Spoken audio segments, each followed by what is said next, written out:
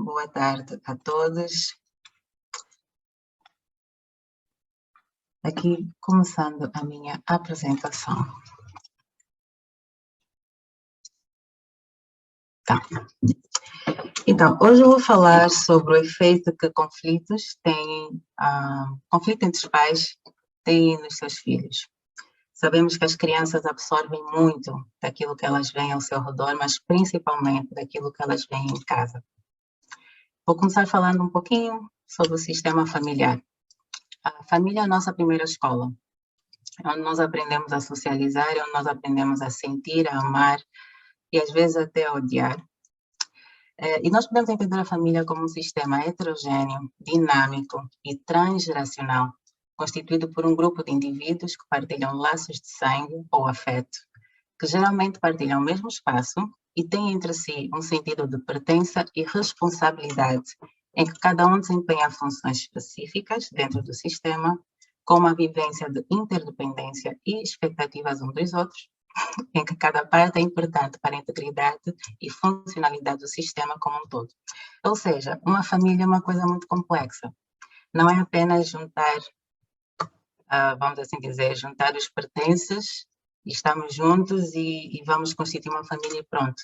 Não, realmente cada membro daquela família é um membro autônomo, é um membro que tem os seus próprios sentimentos, os seus próprios interesses e a sua própria forma de ser e agir. E dentro da família tem subsistemas. Tem o sistema conjugal, parental, filial, fraternal, avós e netos, primos e tios e por aí fora. São muitos sistemas para se gerir dentro de uma família.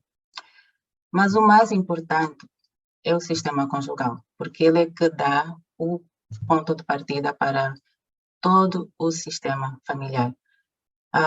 O pai e a mãe são eles quem definem uma dinâmica, um processo familiar, como aquela família vai interagir e como ela vai lidar com o dia a dia.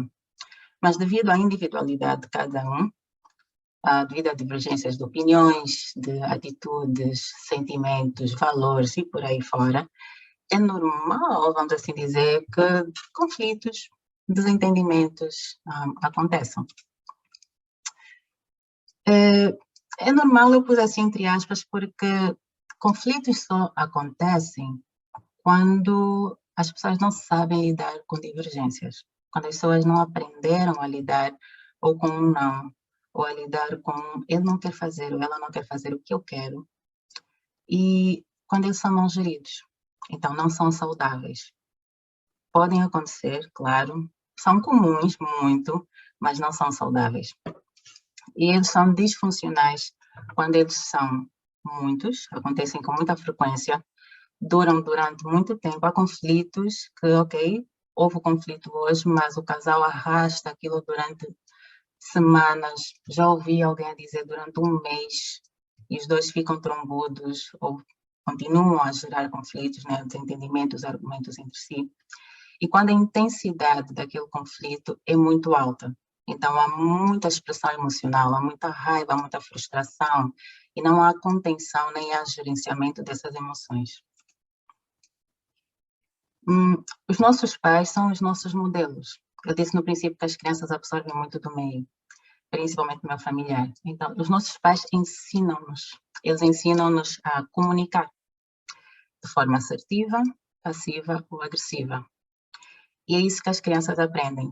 As crianças, ao verem os seus pais a discutir, elas vão aprender que este é o modo normal de se conversar com as pessoas. Quando eu não gosto de algo que eu ouvi, ou quando a outra pessoa fez algo que eu não gostei.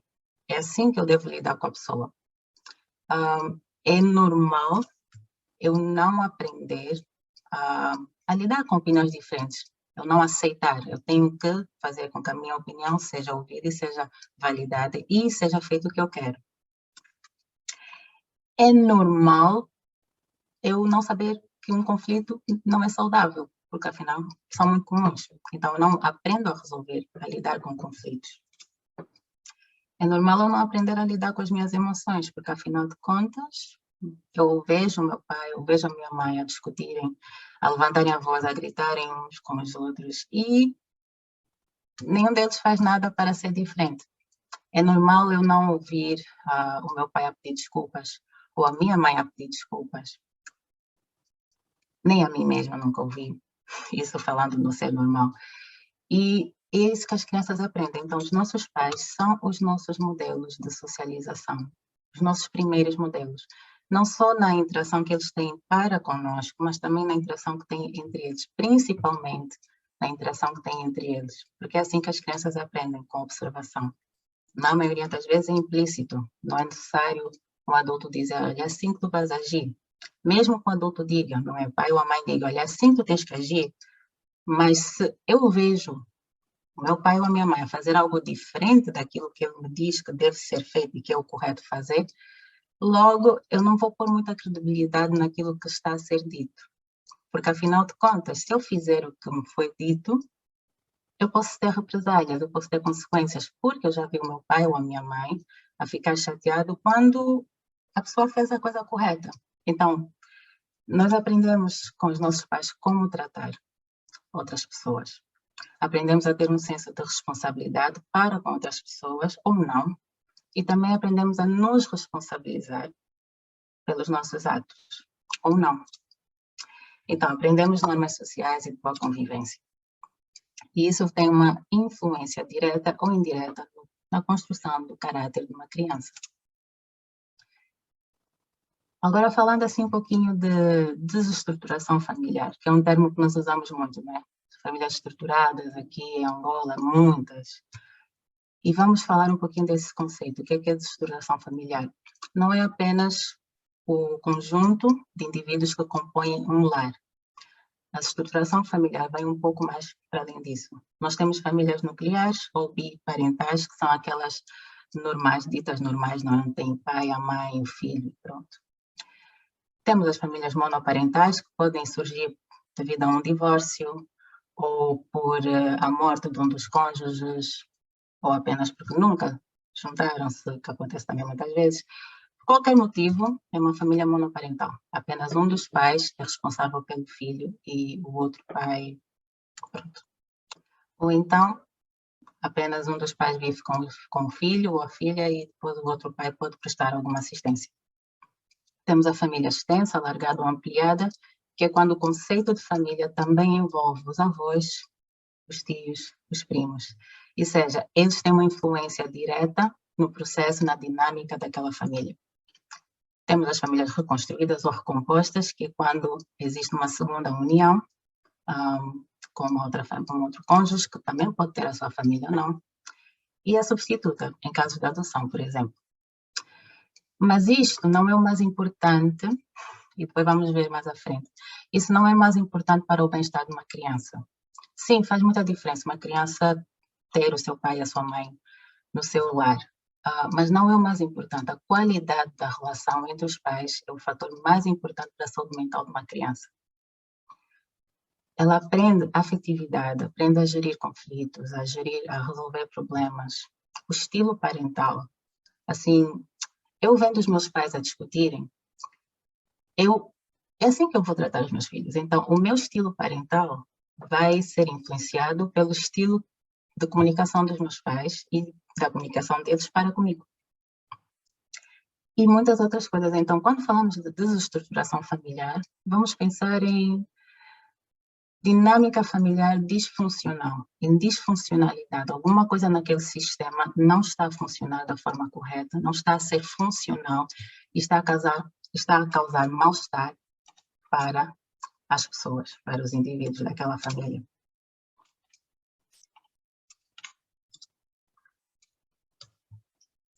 Muitas pessoas têm aversão ao divórcio, à separação, e acham que isso é muito mau. Eu não sou a favor nem contra, mas o divórcio às vezes é uma opção para resolver um problema que o casal não consegue ultrapassar.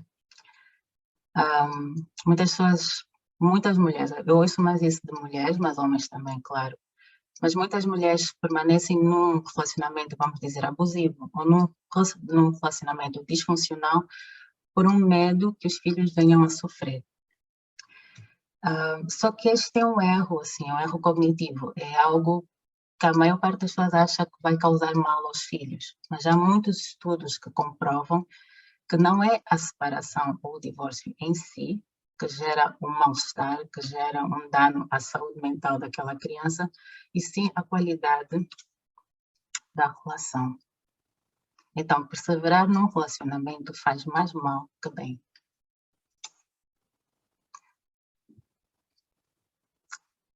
Um dos fatores, assim, o principal fator na saúde mental de uma criança, em caso de separação, é a manutenção dos conflitos. Os pais continuam a discutir, continuam em conflito após uma separação, após um divórcio. Esse é o principal. Existem outros, né? Que é a privação econômica. Apenas um dos pais agora passa a ser o proveniente, fica muito difícil ter a ajuda à pensão alimentícia e por aí fora. Falta a atenção, e esse tema, eu não vou debruçar muito neste tema, porque acredito que vai ser falado na nossa mesa redonda. Então, muitos problemas podem surgir, sim, por causa do divórcio, mas não é o fator mais importante para a saúde mental das crianças. Alguns cônjuges costumam usar os filhos para magoar o ex-cônjuge, e isso está tudo envolvido naquilo que é o conflito entre os pais, né? O conflito entre o casal. Famílias reconstruídas, muitas pessoas também dizem isso, não é? Quando há uma família que foi reconstruída, assim, uma segunda relação e que traz ou não os seus próprios filhos, às vezes o parceiro ou a parceira não aceita o filho da primeira relação, ok. Isto é a qualidade da relação conjugal, ainda assim, a ter um impacto negativo naquilo que é a saúde mental dos filhos, né, das crianças. E, claro, isso vai ter um efeito estrondoso na psique daquela criança. Vai gerar medo. Os conflitos geram medo, não apenas em separação, mas mesmo quando os pais estão juntos, os conflitos geram muito medo numa criança, porque ela não entende o que está a acontecer. Ela vê duas pessoas que ela ama a discutirem e a não encontrarem solução para aquela discussão, a não encontrarem solução. Às vezes os conflitos chegam a ser violentos, chega a haver a agressão física, a agressão verbal, e a criança fica exposta a isso. Alguns casais têm conflito, mas eles tentam não expor as crianças a esse conflito, não é? E essas crianças realmente têm melhores chances de ter, assim, experiências de bem-estar do que as crianças que têm exposição ao conflito. Mas ainda assim elas percebem. Uma criança é muito sensível àquilo que é uma sensibilidade emocional. As crianças percebem quando alguma coisa não está bem. Elas podem não conseguir dizer em palavras o que é que não está bem, mas elas percebem. Mas ainda assim é melhor quando a criança não é exposta ao conflito. Gera muita culpa também. Às vezes a criança é tão inocente e é tão egocêntrica. As crianças são muito egocêntricas. Todos nós somos, nós nascemos egocêntricos, não é? As crianças, às vezes, elas pensam que o conflito entre os pais tem a ver com elas. E alguns pais têm algumas frases assim, se não fosses tu engravidaste, se não fosse isso, se não fosse aquilo. Não que eles realmente acreditem naquilo, não que eles não amem os seus filhos, mas às vezes usam certas expressões, certas frases que magoam. E às vezes, mesmo sem usar, a criança ainda acha que talvez eu é que não fiz algo bem, talvez por isso é que os meus pais estão a discutir. Sentimentos de culpa. A criança ainda está em desenvolvimento. Ela ainda está a aprender a socializar. Ela está a aprender o que é que as suas emoções significam. E estar num ambiente turbulento não ajuda ela a desenvolver da melhor forma a sua saúde emocional. Não ajuda ela a perceber o que é que as suas emoções significam e como é que ela deve agir ou como é que ela deve reagir assim. Quais são as emoções que são saudáveis em determinadas situações e quais são as emoções que se calhar não são assim muito funcionais para aquelas situações. Numa família com conflitos, fica tudo muito baralhado, então a criança fica sem saber o que é que realmente é esperado de mim, assim, uma resposta emocional. Gera muita raiva. Isso vemos muito mais em adolescentes. À medida que a criança vai crescendo, torna-se um adolescente, ele já começa a perceber que algumas coisas ali não estão bem. Principalmente quando têm modelos, não é? Têm experiências, ouvem os seus colegas, os seus amigos, vizinhos. Eles veem que a família deles não é igual à família dos outros. A família deles tem mais conflitos. tem mais sentimentos e atitudes negativas. Então, o adolescente vai começar a sentir sentimentos como raiva, frustração, vai entrar em conflito e gera tristeza, gera angústia, gera uma sensação de desamparo. Isso tanto pode ser na criança como no adolescente. É uma sensação de desamparo, então, é uma desproteção. Aquilo que devia ser um ambiente seguro passa a não ser tão seguro assim. E gera uma sensação de impotência. A criança não consegue, não pode fazer nada, mesmo que ela tente, e muitas crianças verbalizam: pai, mãe, não discuta com o pai, não discute, não faça isso a mãe, não faça isso. Então as crianças verbalizam, mas elas são impotentes, e elas sentem-se impotentes, porque elas não podem fazer nada para que os conflitos desapareçam. Completamente dependentes. Isso gera instabilidade emocional, isso pode gerar aquilo que nós chamamos de dependência emocional, insegurança. E isso vai moldando a psique daquela criança. Crenças disfuncionais. Algumas crianças podem ter uma necessidade de controle, como o ambiente familiar era tão instável, então elas sentem necessidade de controlar o ambiente delas, controlar as suas relações, controlar a sua vida assim a um ponto excessivo, por exemplo. Podem ter dificuldades em admitir ou reconhecer os próprios erros, uma necessidade em agradar. Temos muitos adultos que hoje em dia sofrem com essa necessidade de agradar, porque o ambiente familiar era tão instável, havia conflitos ou qualquer outro problema no subsistema parental, que gerou essa insegurança e agora tem essa crença disfuncional que se eu não agradar, não vão gostar de mim. Medo da perda, desconfiança, um senso de autovalor diminuído. Isso gera mecanismos de defesa, que são muito difíceis de trabalhar. Afeta também o desempenho escolar. Vários estudos já foram feitos em relação aos efeitos negativos dos conflitos entre pais dos seus filhos, tanto a um nível psicoemocional, tanto a um nível educativo.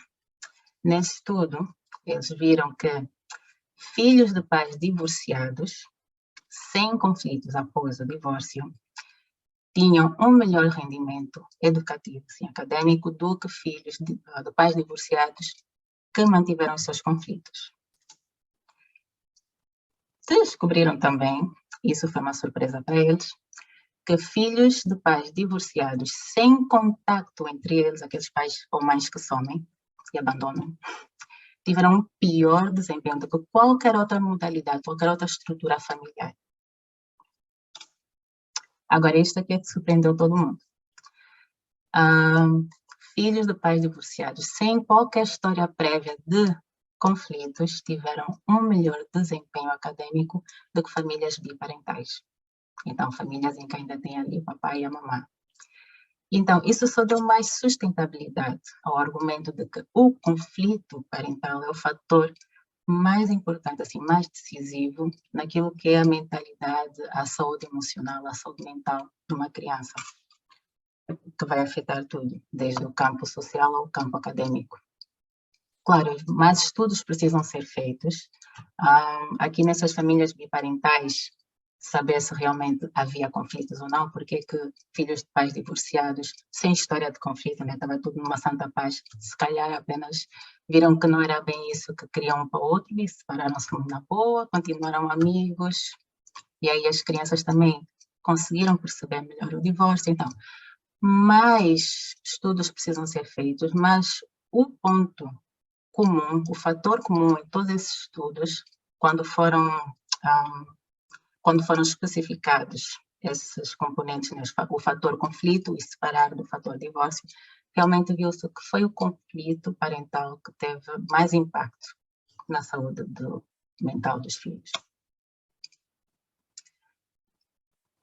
E também vários estudos já comprovam, não é, que esses conflitos podem contribuir para o desenvolvimento de uma doença mental, seja uma perturbação do humor, da ansiedade, seja um comportamento disruptivo, desafiante ou de conduta. Então, nós temos que ter, assim, atenção, temos que ter cuidado quando nós estamos a lidar uns com os outros e depois quando temos crianças no meio. Porque uma criança, ela é completamente indefesa, completamente dependente dos seus pais, completamente dependente da relação conjugal e da relação parental. E essa criança vai crescer, ela torna-se um adolescente e vai ser aquele adolescente que depois vai começar a dar problemas, não é aquele adolescente que se chama problemático, que tem um mau rendimento na escola, que pode começar a faltar às aulas, matar a aula, não ir à escola, começar a reprovar, ou mesmo parar de estudar. Pode começar a furtar, pode começar a fazer, assim, ter atitudes um pouco menos socialmente desejáveis. Não dizendo que são os conflitos entre os pais que causam isso, não é sempre em todos os casos, mas que são um fator primário, assim, muito importante são. No desenvolvimento de perturbações do humor, idem. Da ansiedade, idem. Então, ansiedade generalizada, ansiedade de separação, depressão. E isso carrega assim para a vida toda, não é? Não vou dizer para a vida toda, mas carrega durante muito tempo, porque até a criança conseguir perceber o que é que está a acontecer com ela, e algumas nem sequer percebem, algumas não procuram ajuda, a criança não procura ajuda, mas quando adulto, até perceberem que isso vem lá de trás, leva muito tempo, é muita terapia. E toda essa aprendizagem que nós temos em casa, isso vai acompanhar-nos ao longo do nosso desenvolvimento. Vai haver uma manutenção em nós, consciente ou inconsciente. Algumas pessoas dizem, eu não vou ser como os meus pais. E eu já ouvi relatos disso, assim, pessoas que disseram, não, meus pais eram assim, assim, eu não vou ser como eles. Mas depois vê-se a repetir as mesmas coisas com o seu parceiro ou com a sua parceira. Uma pessoa conscientemente verbalizou, eu não vou ser como os meus pais, eu vou ser diferente. Então isso acompanha-nos, não tem como não acompanhar, não tem como não impactar-nos. Pessoas que dizem, eu não vou ser assim, e está muito consciente, ainda assim está a ter um impacto, porque é um esforço consciente que eu faço de agir de forma diferente aos meus pais. Então, quando falamos de conflitos entre os pais, isso tem um efeito profundo, prolongado no tempo.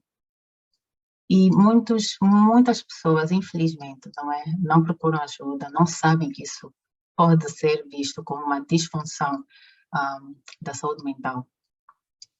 Elas acham que é normal eu ficar chateada, por exemplo, quando eu ouço algo que não gostei e reagir, e ter aquela expressão emocional forte e quase não, às vezes até chegar a insultar, chegar a reprimir a outra pessoa apenas para que eu tenha razão, para que, pronto, eu me sinta, ok, bem, fui ouvida.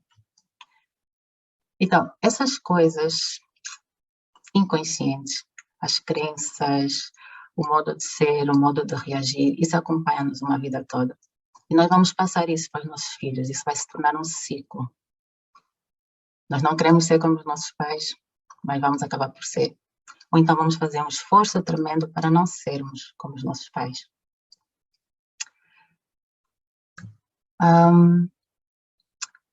Aquela dificuldade em demonstrar e receber carinho, afeto, e isso é algo que eu ouço muito de muitas mulheres, ouço mais de mulheres, mas ouço muito, ele não sabe mostrar afeto, ele não consegue. Eu sei que ele gosta de mim, mas ele não consegue, ele não demonstra afeto. Não me dá um abraço, não diz que gosta de mim, não.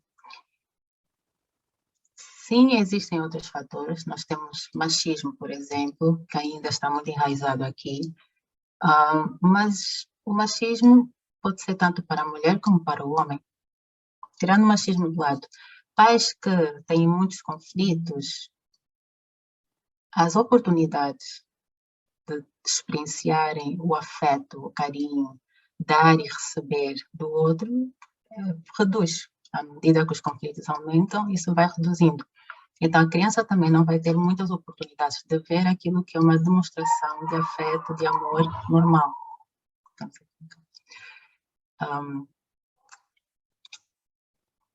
O que é que se pode fazer? O que é que pode ajudar? Eu gosto muito de usar essa frase, vai se tratar. Então, faça terapia. Fazer terapia, seja individual, seja de casal, familiar, ajuda a pessoa a aprender a entender o outro, aprender a entender-se melhor, aprender a gerir conflitos. Livros de autoajuda também podem ser benéficos para algumas pessoas, não para todas, mas podem ser muito benéficos para algumas pessoas, sobre relacionamentos saudáveis. Como identificar um relacionamento saudável? Como agir perante a situação X? Como gerir as minhas emoções para não ser muito reativo, não ser muito reativa? Como gerir quando a outra pessoa está a ser reativa comigo, está a fazer coisas disfuncionais? Em último caso, separação ou divórcio amigável. Aprender que nem sempre nós vamos estar com a pessoa que realmente vai nos fazer bem, ou a pessoa que partilha os mesmos interesses, partilha a mesma linha de pensamento, quer seguir o mesmo caminho que o nosso. E a separação ou o divórcio, vamos dizer que é algo normal, não é disfuncional, porque uma família pode separar-se sem ser disfuncional. E uma família, mesmo que haja uma separação, não deixa de ser uma família, voltando para aquele conceito de estrutura familiar. Família são os laços que prendem pessoas, que unem pessoas. Então, pais separados, tem ali uma criança, sempre vai existir aquele laço. Esse laço pode ser cortado, sim, mas ainda assim ele existe, só que pronto. Foi negligenciado. Então, não tem qualquer motivo que impeça duas pessoas, dois adultos, de interagirem de forma saudável, de forma a beneficiar aquela terceira pessoa que foi gerada entre eles. E isso é apenas uma questão de mentalidade, abertura para uma mudança, querer algo melhor, sair um pouco do egocentrismo e perceber que ninguém merece mais que ninguém tem mais razão que ninguém. E tem ali uma criança que realmente precisa dos seus pais, mas precisa dos seus pais saudáveis, precisa dos seus pais a comunicar. A estabilidade de uma família é dependente da maturidade psicossocioafetiva dos pais. Independentemente de estarem juntos ou não, uma relação harmoniosa de respeito, compreensão, empatia e interajuda favorece a manutenção da saúde mental e de atitudes psicoafetivas e relacionais positivas. Obrigada.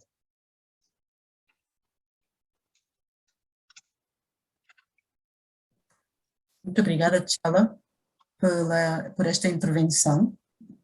Estive aqui a fazer alguns apontamentos e já temos uma pergunta no bate-papo, que eu penso que é da Maria Rocha. Maria, não sei se gostaria de fazer a pergunta diretamente à Tchala, pode abrir o seu micro e se quiser abrir também a câmara e assim a Tchala pode responder diretamente.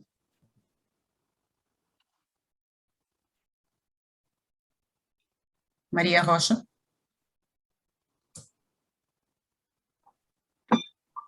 Boa noite a todos os presentes. Conseguem ouvir-me? Sim, conseguimos. Conseguem ouvir-me? Infelizmente não vou conseguir, não vou poder ligar a câmera, não está mesmo favorável à iluminação. Mas pelo que eu pude perceber, tive mais noção do que é um contexto de família monoparental, não é? E de uma família estruturada com pai e filhos, mas a minha pergunta é respectivamente para uma solução. Como é que funciona uma terapia familiar numa família alargada, por exemplo? Como é que funciona e se é necessário manter um único terapeuta ou há possibilidades de mudar, da família mudar quando for necessário, ou é necessário um acompanhamento único por um determinado tempo? Essa é a minha questão. O objetivo da terapia vai depender muito daquilo que é o objetivo da família. Os membros que podem fazer parte dessa intervenção, dessa psicoterapia, depende também da família. Então, os membros que fazem parte do conflito, vamos assim dizer, que fazem parte do problema, são os membros que vão fazer parte do processo psicoterapêutico familiar. Uma grande barreira para a terapia familiar é a disponibilidade das pessoas quererem fazer. Não importa o número de pessoas que exista, tem que haver cadeiras e o consultório tem que ser amplo o suficiente para, mas podem sempre agendar-se sessões, não é, programadas com o pai, a mãe e os filhos, ou o pai, o avô e tal, ou os filhos, o avô, assim. É sempre algo que é muito colaborativo. O processo psicoterapeuta é sempre muito colaborativo. E tudo é muito bem desenhado e especificado e conversado com todos os intervenientes. Então, eu estou a tentar ver aqui todo mundo e não estou a conseguir. Então, ficar apenas com um psicoterapeuta ou vários. Se é terapia familiar e começou o processo, está a correr tudo muito bem, estão a ter resultados, continuem com esse terapeuta. Não é nada bom para o processo terapêutico ter 2 terapeutas a trabalhar em simultâneo para o mesmo objetivo. Começa-se o processo com um, gostou, está a correr bem, continua. Alguma coisa ali não está a funcionar, converse com o terapeuta, porque pode ser apenas o estilo, ou apenas não estão aí para o caminho que vocês querem. Então, conversa sempre com o terapeuta para perceber o que é que está a acontecer e o que é que nós queremos e se vamos chegar lá. Caso não esteja a resultar realmente com aquele terapeuta, porque aí sim muda, mas nunca assim em simultâneo para o mesmo objetivo, terapia familiar. Pode acontecer, por exemplo, estarem a fazer terapia familiar e depois uma das pessoas quer fazer terapia individual. Aí sim pode fazer terapia individual, mas com um outro terapeuta. Eu não sei se consigo responder a sua pergunta. Por favor, dê-me algum feedback. Obrigada, doutora, mais uma vez. Foi satisfatória as respostas, principalmente sobre o acompanhamento de um único terapeuta, para não atrapalhar, né, no processo. E tomei também atenção que caso queremos inserir, ou se queira inserir outro terapeuta que seja para uma terapia individual, né, no caso. Se alguém quiser uma terapia individual. Então, foram satisfatórias as respostas. Obrigada. Não tem de quê. Muito bem. Angelina, faz favor, pode ligar o micro e se quiser a câmera também. Ou Angélica. Angélica. Olá. Primeiro, Tchela, gostei muito de ouvir. Infelizmente não pude ouvir do início, mas o que eu pude ouvir desamarrou, vamos assim dizer, alguns nós que andavam aqui na minha cabeça. E só para dizer que eu não fazia ideia, as últimas coisas que disse foi que nem sempre uma família ou um casal que se separa é um casal disfuncional.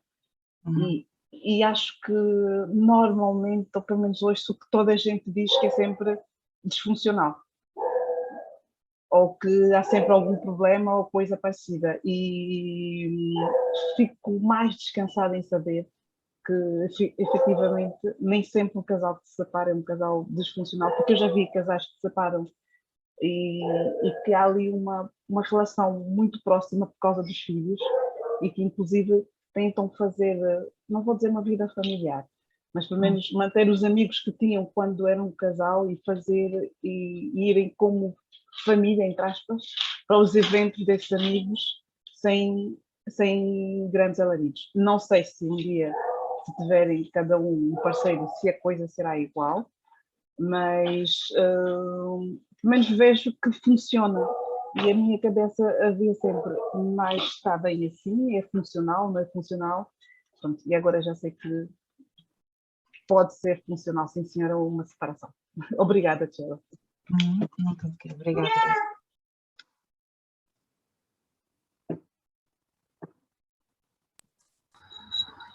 Quer fazer alguma pergunta, alguma intervenção? Está Jasmine, se faz favor? Ou Tchela, gostaria de dizer alguma coisa da Angélica? É só reforçar, não há nada que impeça duas pessoas de darem-se bem desde que elas queiram.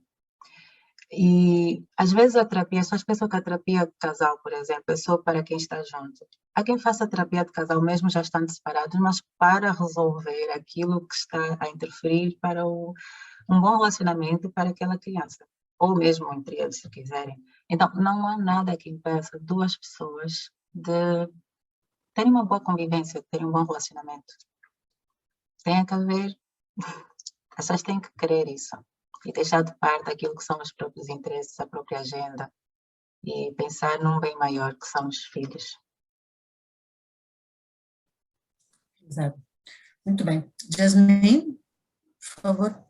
Sim, primeiro eu queria mesmo parabenizar a Tchela porque a apresentação foi brilhante e eu acho que é tão importante, e aí foi a demonstração de usar estudos, ter usado um estudo, de poder apoiar sobre dados, mesmo que seja mesmo que seja longe, não seja aqui, mas pouco importa, nós partimos de um ponto e foi feito um estudo com várias famílias, né, monoparentais, e é tão interessante de ver que o estudo aponta que a ausência de conflito, quer dizer, eu pus na minha cabeça a segurança, secure, né? Um meio ambiente seguro.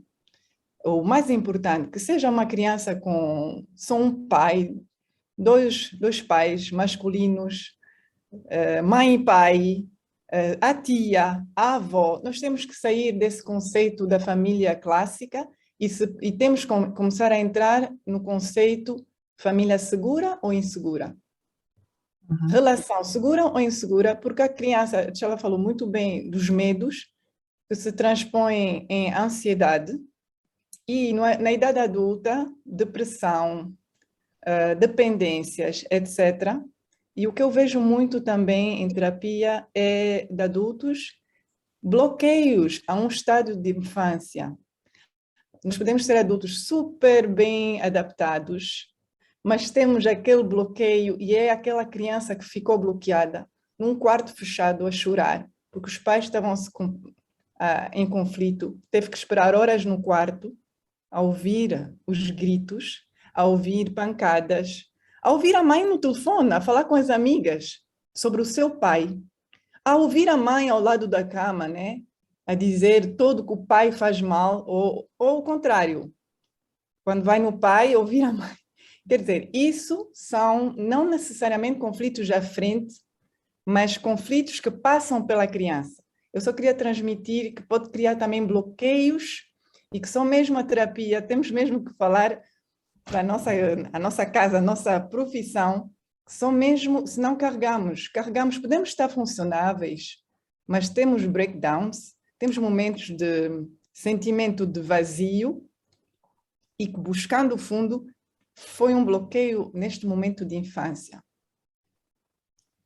Mas obrigada, Tchela, foi muito bom mesmo. Obrigada, obrigada. Muito bons pontos, Jasmine. Dou a oportunidade a Tchela então de responder. Não, tem toda a razão. É só para reforçar, assim, aquilo que nos acontece em crianças, nós vamos carregar isso para o resto da vida.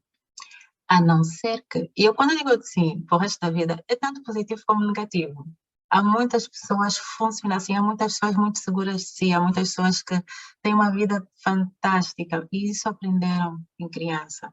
Foi-lhes passada essa segurança, foi-lhes passada esses modelos de interação social positivas, saudáveis, formas de resolver conflitos, formas de ter uma discussão saudável. Então, nós carregamos para o resto da nossa vida.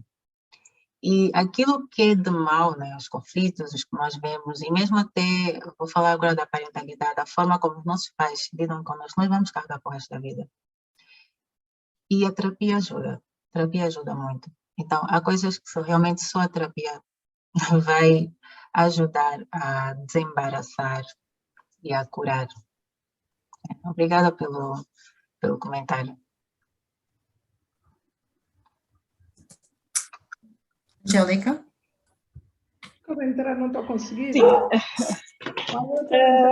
Eu queria, pronto, isto seria para a Tchela, essa questão para a Tchela ou para as outras psicólogas aqui presentes, era, existe terapia para separação, para um casal separar-se de forma harmoniosa, ou a partir de todas as terapias familiares, ou de casal são para, como é que eu digo? Não digo arranjar, mas para conciliação, para manter o casal? Essa é uma ótima pergunta, sabe? Eu fiz essa pergunta a uma formadora de um curso que eu fiz de terapia de casal, que eu fiquei assim, não concordo. Eu disse assim para mim, não concordo. Porque por tudo que eu estava a ouvir, tudo que um terapeuta de casal deve fazer é tentar manter aquele casal junto. E eu não concordo. Pessoalmente, eu não concordo. E eu questionei a minha formadora e ela disse, pronto, né, a terapia é voltada para isso. Contudo, eu aqui digo e dou a cara que não. Assim, nós temos que ter em conta aquilo que eu desejo daquele casal. Nós podemos, sim, começar o processo terapêutico e dizer, olha, nós tem essa situação, tem muitos conflitos, e nós vamos tentar, então, ver onde é que isto vai nos levar. Mas se tudo conduz para uma separação, eu não posso tentar manter um casal que não deve estar juntos. E quando eu digo não deve, é mesmo não deve. Fazem mal um ao outro. Então, eu não devo tentar fazer isso. E o terapeuta deve respeitar aquilo que é o desejo do casal. E o terapeuta deve ter também o discernimento, a sensibilidade de perceber que aquilo não está a dar certo e ponderar isso. Não dizer, olha, eu acho que vocês devem separar-se. Mas é deixar que isto flua para tal, se for o caso. E não tanto tentar forçar um processo para manter o casal juntos. E às vezes mesmo dizer, ok, o que é que vocês pretendem? Às vezes cortar, não digo cortar, mas ali no processo é reavaliar novamente e dizer, vocês querem mesmo ficar juntos? É isso que vocês querem? É para isso que vocês querem caminhar? Então, nós, enquanto terapeutas, temos essa autonomia e temos que ter esse discernimento e temos que ter essa sensibilidade. Então, caso alguém aqui tenha, queira um terapeuta de casal e não está a ter o resultado que queria ou que gostaria de ter, talvez um terapeuta familiar seja um pouco mais flexível no seu pensamento.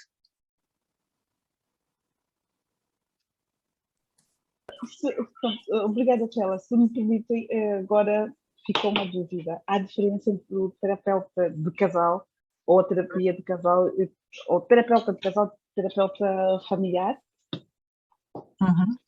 Então, o terapeuta de casal, e isso também depende muito dos modelos, tá? Existem várias linhas teóricas. Então, se calhar existe aí outra linha, porque a minha professora só deu uma, né? Ela vendeu o peixe dela. Então, se calhar existem outras linhas teóricas que, sim, dizem, ok, se o casal não pretende estar junto, não vamos obrigar o casal a estar junto. Mas o terapeuta familiar, ele é muito mais flexível no seu pensamento, porque ele sabe que uma família não é apenas aquele modelo biparental, não é aquele modelo da família nuclear.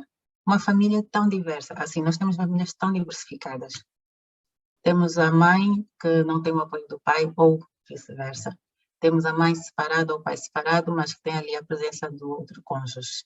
Temos os pais juntos. Temos casais homossexuais. Então, e o terapeuta familiar deve estar habilitado para lidar com qualquer uma dessas modalidades, qualquer uma dessas situações. Então, a mente deles talvez seja um pouco mais flexível e aceite melhor certas linhas, vamos assim dizer, terapêuticas. Esteja melhor formatado para lidar com todas essas dualidades, ou seja, essa diversificação familiar.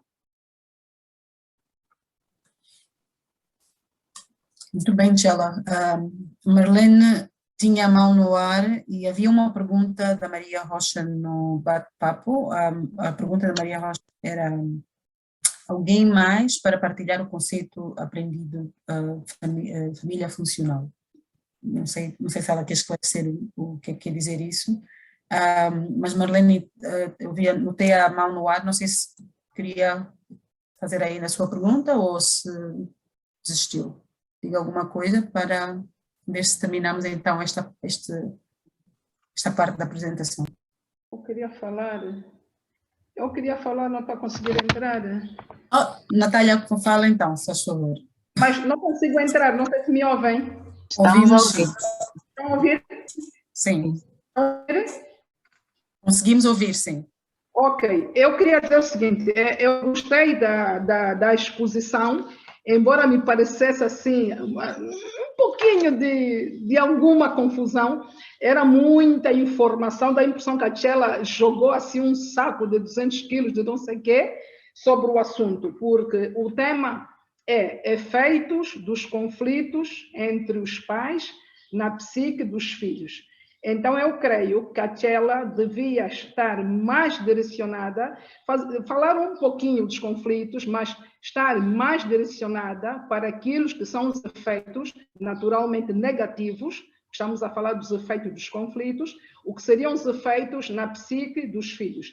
Nesta ocasião, a Tchela deveria, muito especialmente, ficar mais presa nos aspectos emocionais ou psicoemocionais, sociais, para a vertente negativa, porque tudo quanto é conflito não dá para brilho, diríamos assim, não dá para ouro.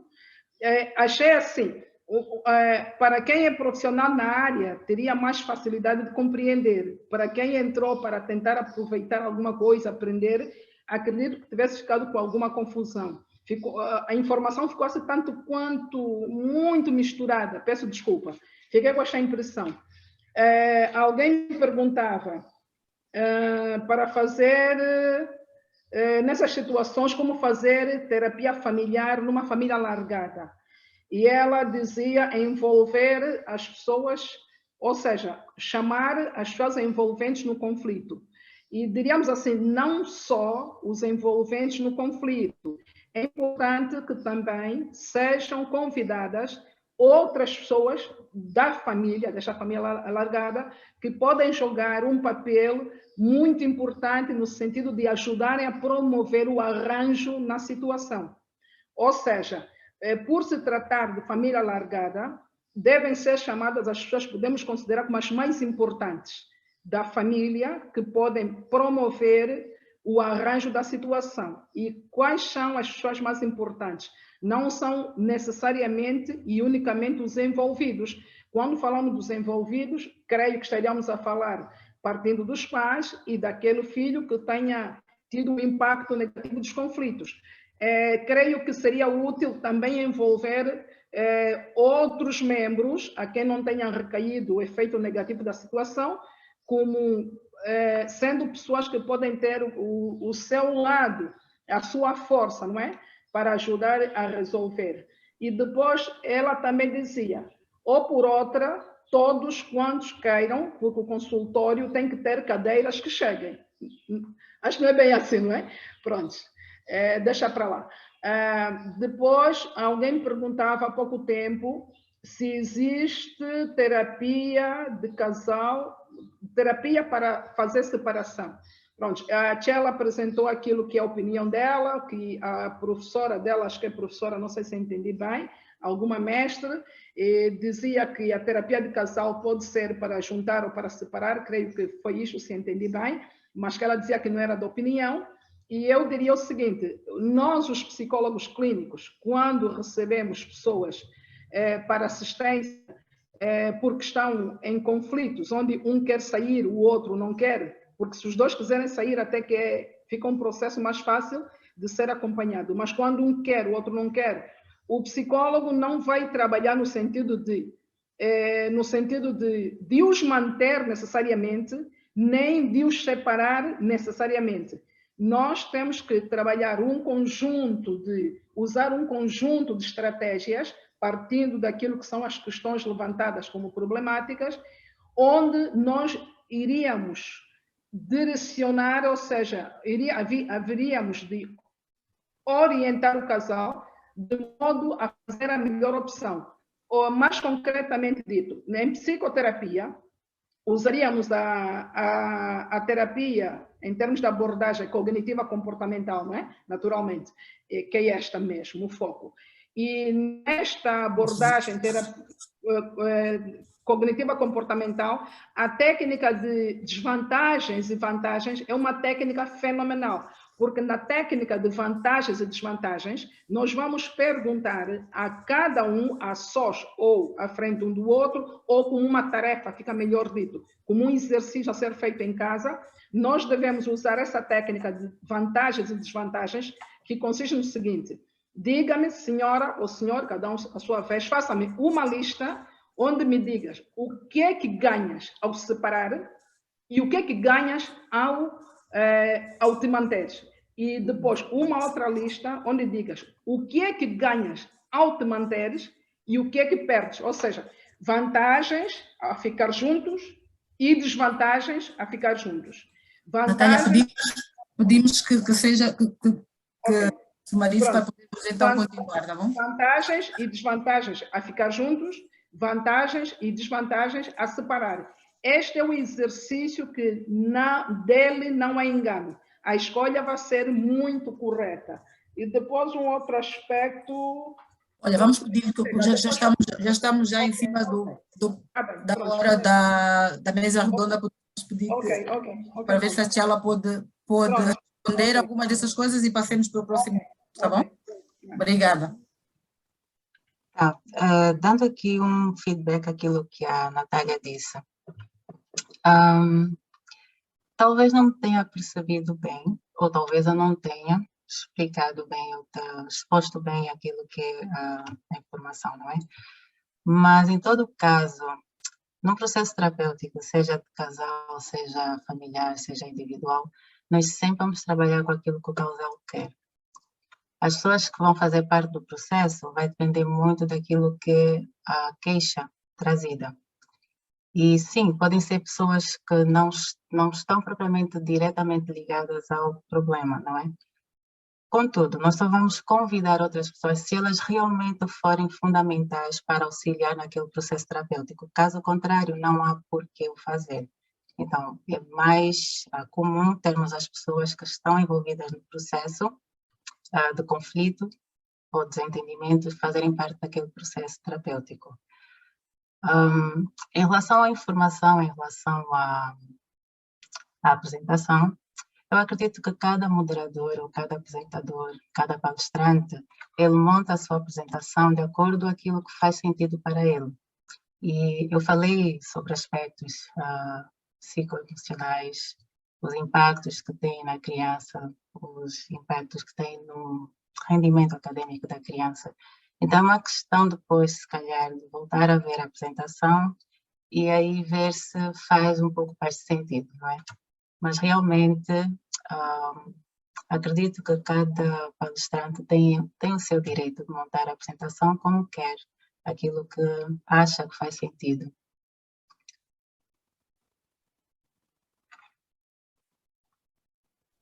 Obrigada, Tchela. Vou dar-lhe a oportunidade, mas um minuto apenas, que já estamos em cima da hora, tá bom? Obrigada.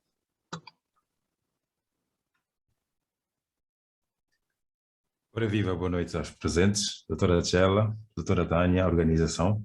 Antes de mais, obrigado pela qualidade do painel. Infelizmente não tive a oportunidade de acompanhar a dissertação da doutora Tchela, apanhei já no final. Queria apenas encorajar, deixar palavras de forças à organização, mas fiquei com uma pulga atrás da orelha quando a doutora Jasmine Obaseki, perdoe-me se falei mal, pronunciei mal o seu nome, Jasmine Obaseki, quando falava sobre a família secular e a família segura. Penso que depois poderei ouvir mais e se calhar tirar aqui esta... Era apenas isso que queria partilhar. Ela dá a oportunidade de responder para ver se Ok.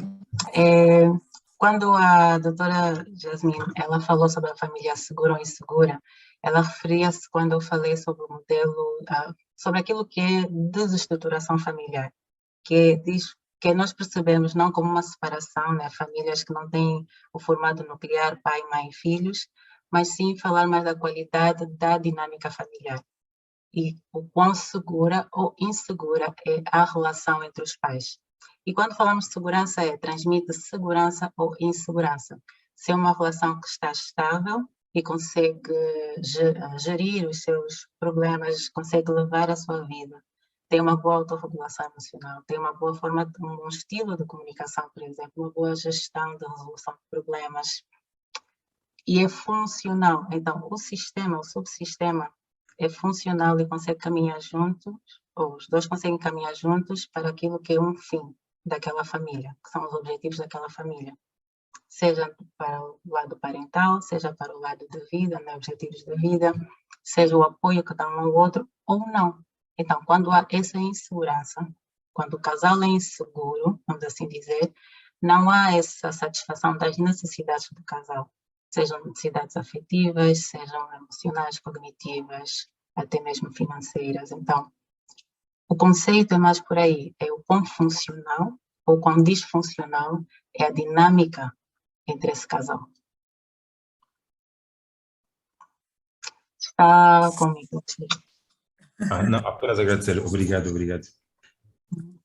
Olha, o que isto me dá, acho que a pergunta, as duas últimas intervenções, o que me dá o sentido é que temos que voltar a trazer este tema, se calhar de uma forma um bocadinho mais extensa, não é? Então, olha, muito obrigado pelas vossas intervenções, Tchela, agradecemos pela apresentação, certamente que vamos ter os dois polos em qualquer apresentação que nós trazemos aqui. Vamos ter sempre pessoas que concordam, discordam e todas as intervenções são muito bem-vindas, não é? Estando no ramo da psicologia, nós sabemos que não vamos agradar a gregos e troianos, daí que há diferentes teorias e diferentes intervenções que nós podemos usar. Tchela, obrigada e vamos então passar para o próximo. Obrigada. A palavra? Ok.